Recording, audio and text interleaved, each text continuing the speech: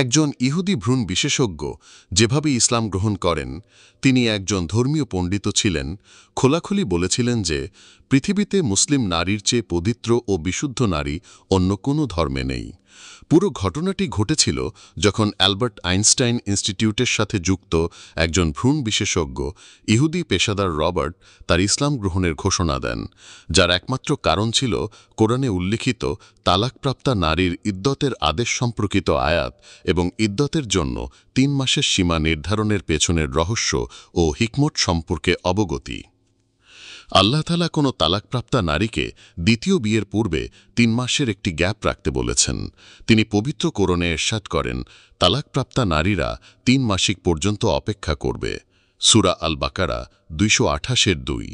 এই আয়াতটি একটি আধুনিক বিজ্ঞান ডিএনএর উদ্ভাবনের রাস্তা সুগম করেছে এবং দেখা গেছে যে একজন পুরুষের শুক্রাণুতে থাকা প্রোটিন অন্য পুরুষের থেকে ৬২% পৃথক ও ভিন্ন থাকে। আর একজন নারীর শরীর একটি কম্পিউটারের মতো। যখন একজন পুরুষ তার সাথে ইন্টারকোর্স করে, তখন সেই নারীর শরীর সব ব্যাকটেরিয়াকে শোষণ করে এবং তার শরীরে তা ধারণ করে। অতএব বিবাহ বিচ্ছেদের পরপরই যদি একজন মহিলা অন্য পুরুষকে বিয়ে করেন বা একই সাথে বেশ কয়েকজনের সাথে শারীরিক সম্পর্ক করে, তাহলে তার শরীরে বিভিন্ন ধরনের ডিএনএ জমা হয়, যা বিপজ্জনক ভাইরাসের রূপ নেয় এবং মারাত্মক রোগ সৃষ্টির কারণ হয়।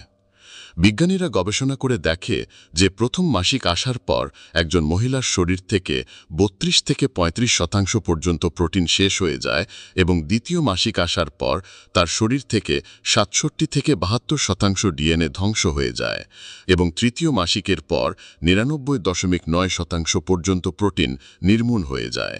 এরপর জরায়ু আগের ডিএনএ থেকে সম্পূর্ণরূপে পরিষ্কার হয়ে যায় এবং কোনো প্রকার পার্শ্বপ্রতিক্রিয়া ছাড়াই নতুন ডিএনএ গ্রহণ করার জন্য প্রস্তুত থাকে। একজন গণিকা অনেক পুরুষের সাথে সঙ্গম করে, যার ফলে বিভিন্ন পুরুষের ব্যাকটেরিয়া তার জরায়ুতে প্রবেশ করে এবং বিভিন্ন ধরনের ডিএনএ তার মধ্যে জমা হয়ে সে মারাত্মক রোগে আক্রান্ত হয়ে পড়ে। বিধবা মহিলার ক্ষেত্রে শরীয়তের বিধান হল তার ইদ্দত তালাকপ্রাপ্তা মহিলার চেয়ে বেশি, অর্থাৎ ৪ মাস ১০ দিন। এর কারণ হল দুঃখ দুশ্চিন্তার কারণে তার শরীর থেকে প্রাক্তন ডিএনএ দ্রুত শেষ হয় না। এটি শেষ হতে আগের চেয়ে বেশি সময় লাগে, আর এজন্য মহিলাদের ইদ্দত ৪ মাস ১০ দিন নির্ধারণ করা হয়েছে। পবিত্র কোরআনে আল্লাহ তাআলা বলেন, তোমাদের মধ্য হতে যারা স্ত্রীদেরকে রেখে মারা যাবে, সে অবস্থায় স্ত্রীরা নিজেদেরকে ৪ মাস ১০ দিন বিরত রাখবে। আল বাকারা ২৩৪।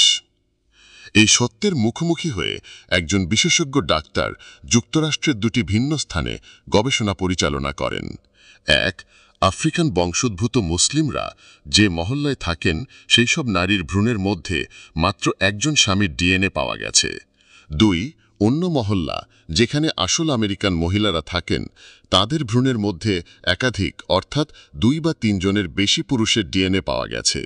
অতঃপর যখন বিশেষজ্ঞ ডাক্তার তার নিজ স্ত্রীর ভ্রূণ পরীক্ষা করলেন, তখন তিনি একটি মর্মান্তিক সত্য দেখতে পেলেন যে তার স্ত্রীর মধ্যে ৩টি ভিন্ন ভিন্ন ডিএনএ আছে, যার অর্থ হল তার স্ত্রী তার সাথে প্রতারণা করছিল এবং তার ৩ সন্তানের মধ্যে কেবলমাত্র একজন তার নিজের সন্তান, বাকিরা ছিল অন্য পুরুষ থেকে।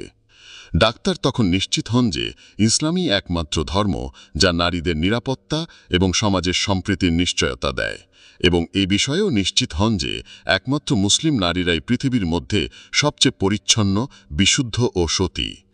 ইসলামে একজন মহিলার জন্য একই সময়ে একাধিক বিয়ে বা একাধিক স্বামী রাখার অনুমতি দেওয়া হয়নি কেন? এই ঘটনার পর তিনি ইসলাম ধর্ম গ্রহণ করেন।